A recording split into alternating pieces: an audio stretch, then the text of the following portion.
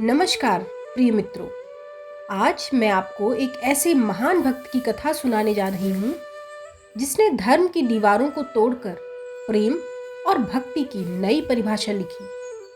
एक मुसलमान युवक जिसने अपना सब कुछ त्याग कर श्री कृष्ण के चरणों में जीवन समर्पित कर दिया, जिसकी कविता आज भी ब्रज की गलियों में गूंजती है। जी हाँ, हम लोग बात कर रहे हैं भक्ति रस के एक महान कवि रसखान जी की। इस वीडियो को अंत तक ज़रूर देखें क्योंकि यह कहानी आपके मन और आत्मा दोनों को छू लेगी। रसखान जी का वास्तविक नाम सैयद इब्राहिम था। उनका जन्म लगभग 16वीं शताब्दी में माना जाता है। उनके जन्म स्थान को लेकर विद्वानों में कुछ मतभेद है।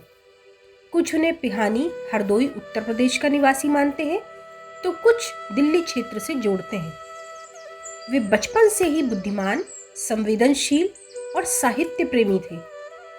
उन्हें फारसी भाषा और कविता का बहुत अच्छा ज्ञान था, लेकिन उनके जीवन में सबसे बड़ा परिवर्तन तब आया जब उन्होंने पहली बार श्री कृष्ण लीलाओं का वर्णन सुना।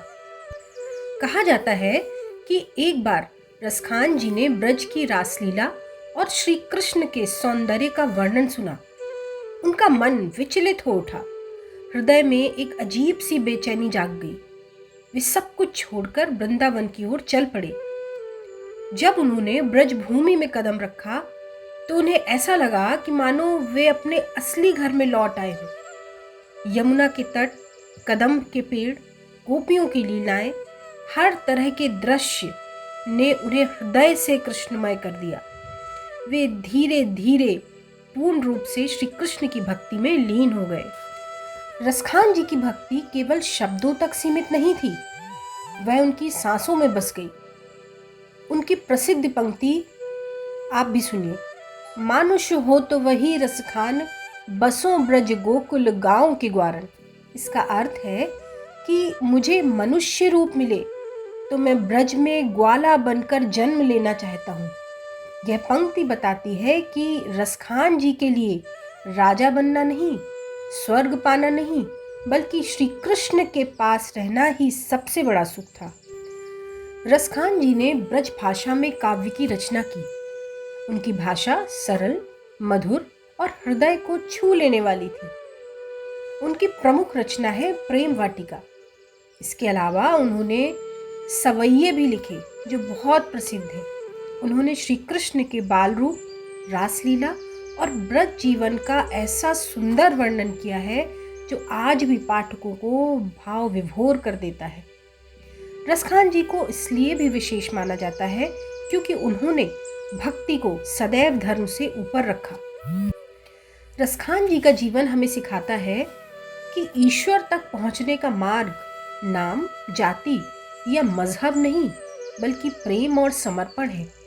उन्होंने समाज को यह संदेश दिया कि दिल साफ हो तो भगवान स्वयं रास्ता बना देते हैं।